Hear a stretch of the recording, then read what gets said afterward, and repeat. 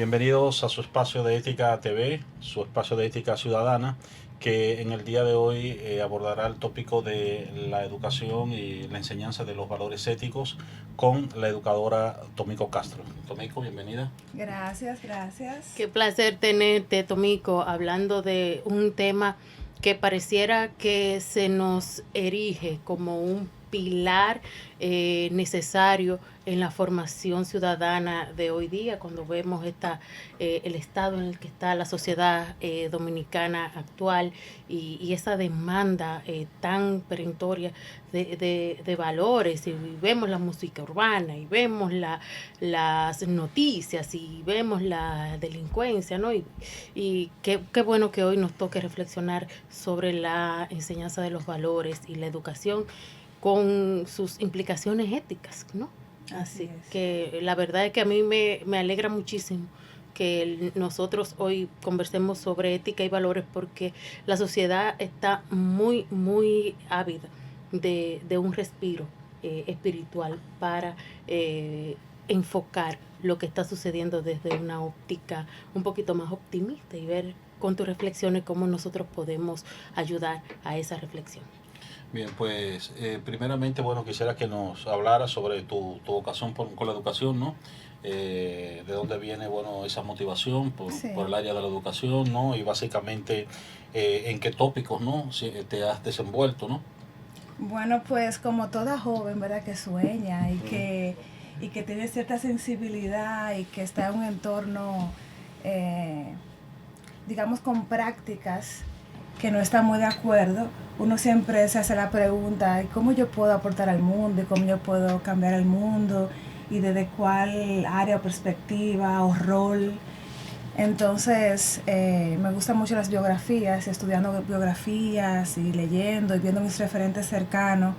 Aposté mucho al tema de la educación como la ruta de transformación social, porque integra tantos elementos que van sensibilizando el alma, pero no una educación per se de un currículum, de contenidos basado en resultados numéricos, sino una educación como de la conciencia, del alma, de la sensibilidad, de la mirada, del lenguaje, esa que tiene ese toque trascendental. Y si eso lo podemos unir a otras áreas del saber, pues perfecto. Como tú hablabas, por ejemplo, de tu introducción sobre la preocupación, y qué bueno de volver a la ética o de retomar la ética y los valores, yo pensaba en todo el tema, por ejemplo, de la inteligencia artificial, como todo eso, el metaverso y todo hacia donde está el mundo y se dirige el mundo, con todos estos avances tecnológicos y demás, y cómo de repente los mismos creadores e inversionistas de estas propuestas están haciendo un detenimiento para replantearse el tema de la ética, para replantearse el tema de volver a lo básico, para replantearse ese híbrido que sí tenemos que seguir avanzando en temas del conocimiento, de la innovación tecnológica, pero cómo tenemos que aliarnos de manera sólida con unos pilares y unos compromisos formativos de conciencia hasta para implementar ese tipo de modelos de económico, de crecimiento, de gestión del conocimiento y demás. O sea que la ética vuelve a estar de moda. En tu intervención hubo una expresión que muy para mí significativa, porque de hecho nosotros desde que este programa se inició hace un año, hemos estado un poco como volviendo una y otra vez sobre el que es el problema de una educación de la sensibilidad. Tú hablaste de una educación del alma, hay muchas metáforas para referirse a eso, pero digamos que en síntesis sería una educación que no va dirigida solamente al intelecto.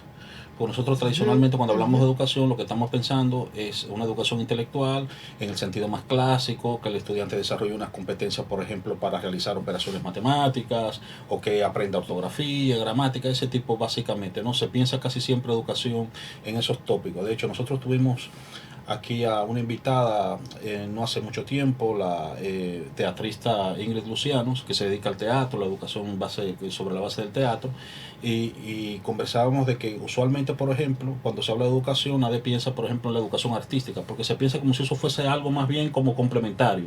Cabe dentro de eso que se llama formación cultural, que no es más que algo que se pone ahí en el currículum para completar horas, pero que no es la auténtica educación. Entonces, nosotros nos gusta mucho hacer hincapié en esa otra cara, digamos, de la educación, que realmente debería ser fundamental, no otra cara. Completamente.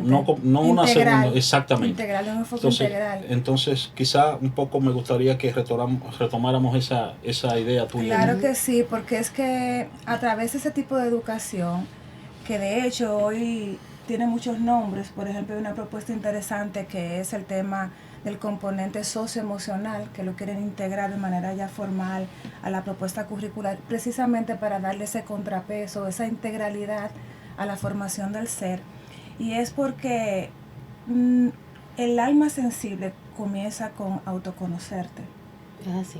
No podemos estar haciendo intervenciones con un ser humano, voy a utilizar una palabra así bien coloquial, atiborrándolo de contenidos que de hecho ya hoy en día tú lo puedes encontrar tecleando, ¿verdad? Sí. Tú puedes encontrar eso. Si no tiene de alguna manera la capacidad, la integridad, la sensibilidad de proceder, de un proceder, de un abordaje, de un relacionamiento, cómo me relaciono conmigo, cómo me relaciono contigo, cómo es el abordaje. Por ejemplo, hoy en día existe un abordaje muy competitivo a tal punto, y se basa muchas veces en resultados y conocimientos, y esa ruta de yo operar en mi rol bajo ese enfoque de competencias, de competitividad hacia un mercado a veces indolente y cruel, y una sociedad que cada vez más se vuelve indolente y cruel, entonces nos lleva a reflexionar de qué vale tú tener todos tus grados, toda tu titulación, todas tus competencias noxiológicas o lo que tú le quieras poner, cognitivas y demás, cuando tú eres incapaz de ejercer un compañerismo honesto, de ejercer no sé, una honestidad, de tu ser, ni siquiera es honesto con el otro, como un discurso moral, sino de vivir una vida bien alineada contigo misma, con la naturaleza y demás. Bueno, sigue ampliándose el ciclo, pero comienza con el ser. Entonces, ¿qué es lo que está sucediendo en educación? Que esa dimensión, por decirlo así, nadie la está asumiendo. O sea, la dimensión de formación del ser, o como le queramos llamar, de la sensibilidad, hay esta pedagogía de la espiritualidad ahora mismo, de todo hay pedagogía, de la bondad, etcétera, etcétera. Entonces, ¿quién se está encargando de esa dimensión? Porque tú dirías, bueno, la familia, la famosa familia, de los padres, pero hoy todos sabemos que el rol de la familia pasó a ser otro. Exacto. Y no tampoco culpando a la familia, sino porque es un sistema. Y como está diseñado el sistema, ha empujado a que los roles estén distorsionados. Sabes que has tocado así tantos temas valiosos. El dejar la reflexión ética que vamos a abordar en un ratito cuando regresemos de la pausa. ¿Quién aborda en la escuela la reflexión ética? ¿A quién se le deja? Conversaba con Leonardo hace un rato que nadie eso te lo puede enseñar, es a partir del contacto, es a partir de la experiencia, es a partir de la formación y de irte sensibilizando en temas, en la reflexión ética, ir entrenándote en la reflexión ética, que tú puedes hacer eso y de verdad se da de manera transversal. Pero a mí me gustaría que tú nos orientaras en ese sentido, porque es posible abordar la reflexión ética desde la literatura, desde la historia, siempre y cuando el profe de historia y el profe de literatura tenga una formación ética y unas inquietudes éticas que la pueda plantear a partir del conocimiento propio de cada área. Así que volvemos en un momentito con esta reflexión con nuestra invitada.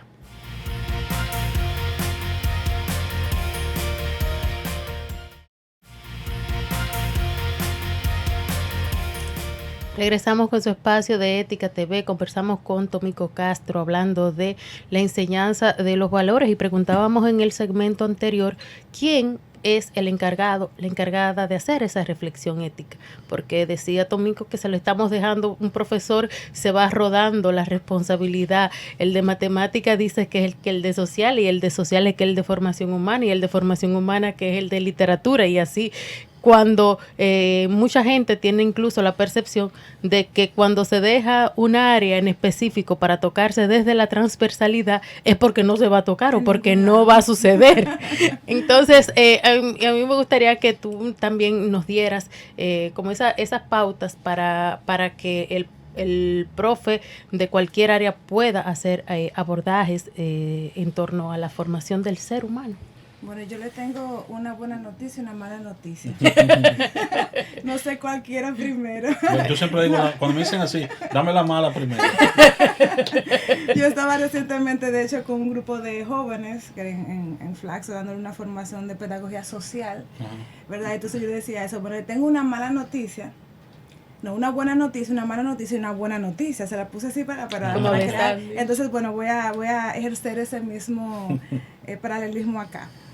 Bueno, la mala noticia es, la buena noticia es que podemos hacer una propuesta articulada.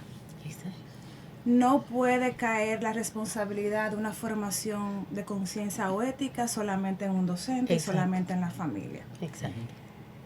La propuesta debe de ser una propuesta integrada y articulada. ¿Y a qué me refiero con articulada? Y es que hoy en día, anteriormente se hablaba mucho del trípode de la educación. Padres, docentes y estudiantes. Hoy en día, yo siempre digo que ese triángulo ya hay que romperlo. Porque hay que ir integrando esos puntitos, hay que ir integrando. Y hoy en día, por ejemplo, el tema de los influenciadores mediáticos o la comunicación tiene un factor muy influyente en todo lo que es la formación de la sociedad. Entonces hay que integrarlo. Y lo voy a dejar hasta ahí, pero podemos seguir ampliando el círculo. Entonces, ¿cuál es la mala noticia? Que todavía como país nosotros no hemos diseñado, a mi entender, ¿verdad?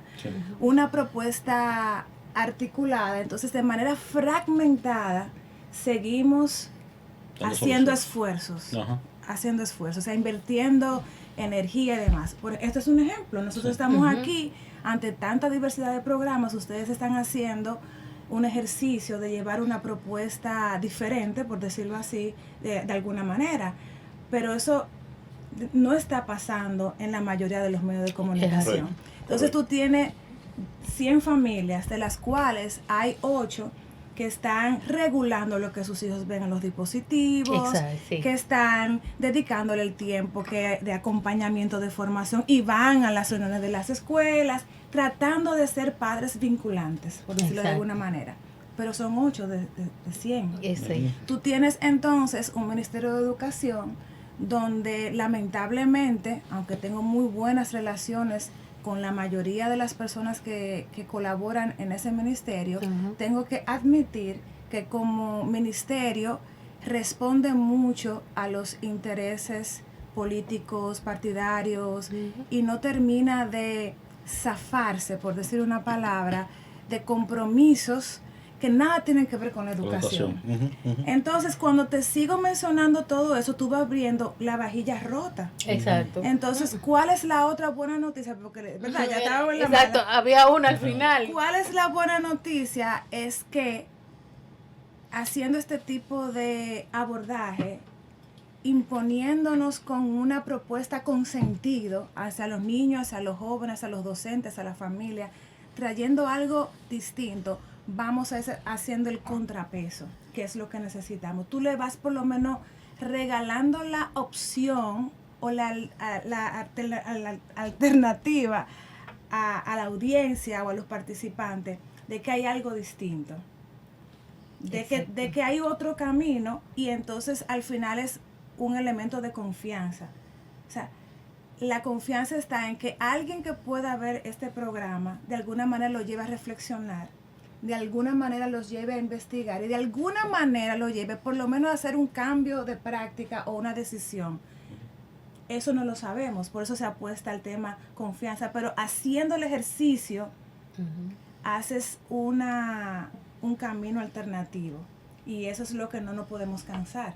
Aunque lo otro que está ocurriendo, que está desarticulado, que no responde a una propuesta ética, que nos hacen nos ponen la situación más difícil en educación, porque los muchachos ahora tienen unos referentes, que no los voy a mencionar, pero que todos los conocemos, que son muy atractivos para ellos, y nosotros venir, tú por ejemplo, con un libro de literatura, para que ellos te lean 150 páginas, y ellos puedan hacer la reflexión que tú quieres inducirlo a que la hagan, amerita un esfuerzo extraordinario de tu parte.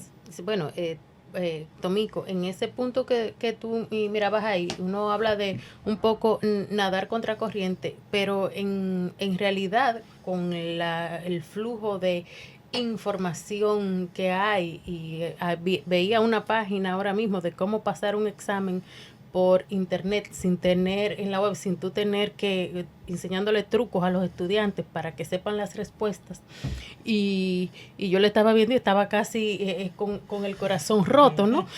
Y le decía a una compañera, y le decía, bueno, yo ahora mismo soy responsable de lectura de lo que ellos leen en mi clase conmigo. Así ya es. Yo no digo, ellos leen este prontuario y vamos a leer X. Si no lo leyeron en clase conmigo, ahí mismo yo no lo garantizo. Sí, sí. Entonces, vamos a ver qué hacer, qué propuestas nosotros podemos hacer desde la escuela, desde la familia, en el medio que estamos, con los recursos que tenemos. Y hay propuestas, hay propuestas y solamente amerita voluntad y compromiso, pero sí las hay. Con eso volvemos en unos segundos, Leonardo y Tomico, a seguir dándole opciones, ¿no? Con lo que tenemos para hacer reflexiones éticas desde el aula y desde la casa.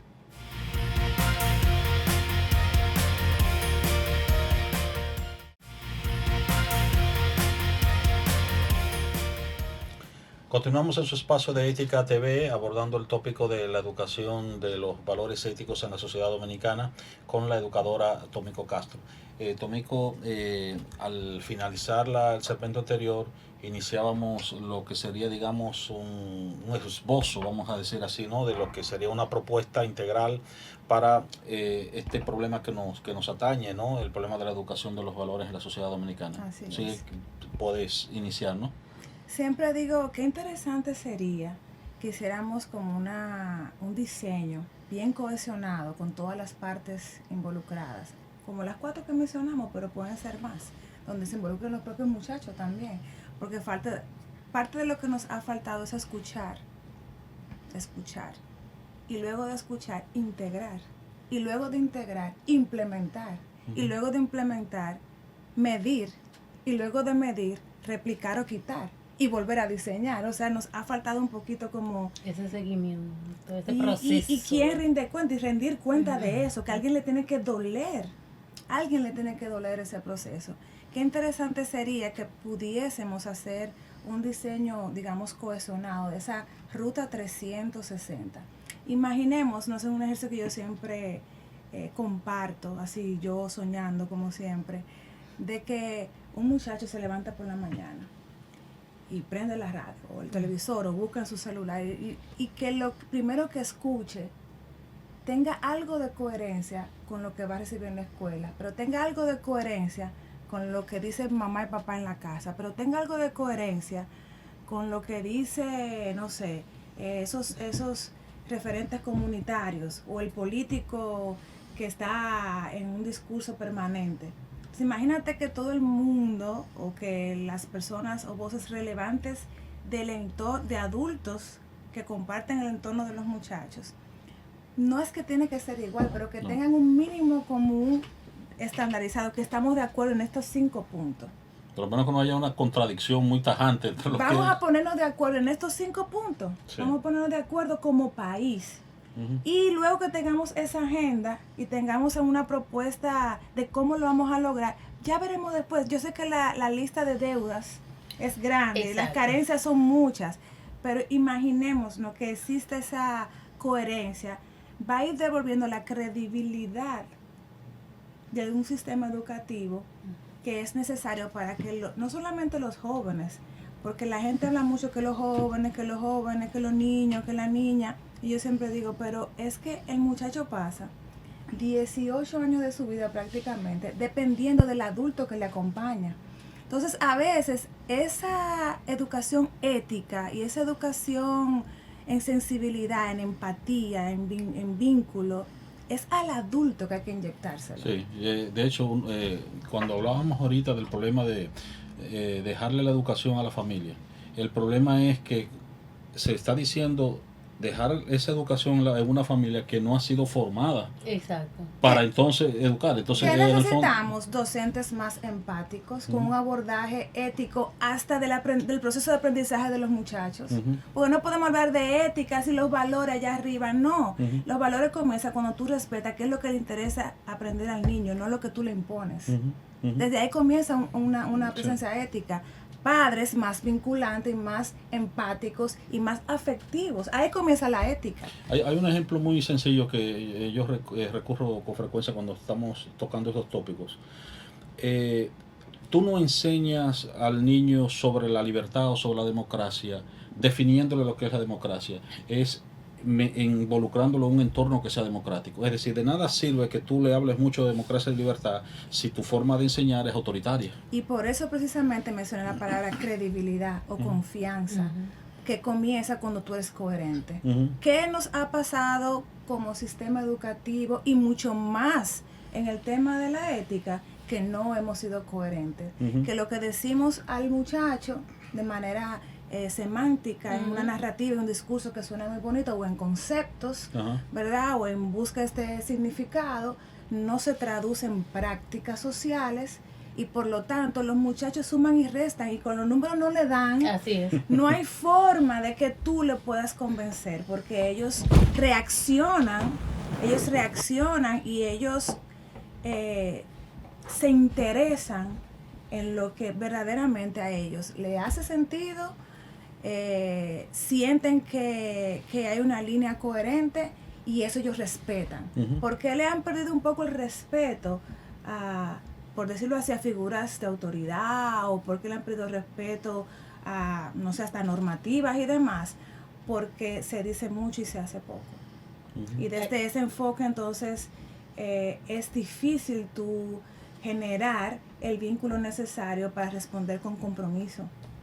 Sabes que hablabas de la coherencia que tiene que haber entre el decir y el hacer, y que el muchacho, independientemente sea de tu familia, o sea tu estudiante, o sea tu empleado, en caso de que tengas rol de liderazgo, tiene que ver que tú seas coherente, que tú hagas cosas y que tú tomes decisiones, y en función de esas acciones que ejecutas y en función de esas decisiones que tomas es que tú puedes marcar una línea para que te sigan.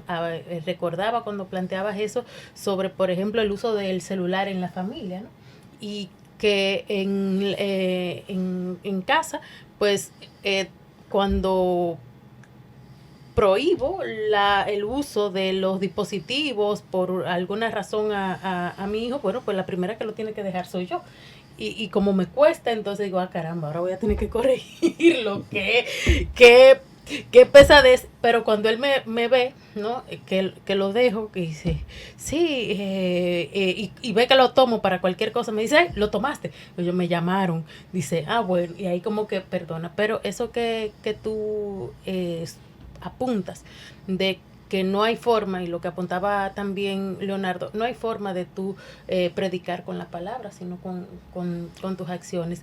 Y qué difícil se nos pone en la sociedad de hoy. ¿Por qué hemos tenido un deterioro socialmente hablando, y todos lo decimos, nos lamentamos, de una sociedad, digamos, que no ha abrazado lo que es el tema de una conciencia ética y no la ha incorporado en sus prácticas cotidianas? Nadie me tiene que estar mirando, yo tengo que estar publicando ni validando. ¿Por qué no la hemos integrado de una manera, digamos, consciente? Porque justamente vemos que esas mismas buenas prácticas no son de alguna manera reconocidas, y que las personas que han elegido lo contrario, no ejercer, o sea, actos de corrupción, prácticas malavidas, distorsiones en su cotidianidad de cómo consiguen las cosas, no han tenido unas consecuencias contundentes. Y por lo tanto, eso le ha causado mucha desconfianza a la sociedad dominicana. ¿Tú crees que entonces, Tomico, esa falta de consecuencias es lo que tendría un sistema educativo que aunarse también a eso que hablabas, a ese sistema social para procurar ese encadenamiento, digámosle, ideológico o ese gran acuerdo para tener una sociedad con un mínimo de narrativa común? No sé, coherente, congruente. Entonces, a mí me gustaría que, no sé si en este u otro... ya tendrá que ser en un siguiente programa. Para mencionar esos cinco grandes acuerdos que tú entiendes que debemos nosotros proclamar para una sociedad más ética, más justa y de un mejor vivir para todos. Sí es. Bueno, hemos tenido que llegar al final de nuestro espacio, pero hay una segunda parte del mismo, así que ahí continuaremos abordando estos tópicos. Gracias por acompañarnos. Hasta la próxima.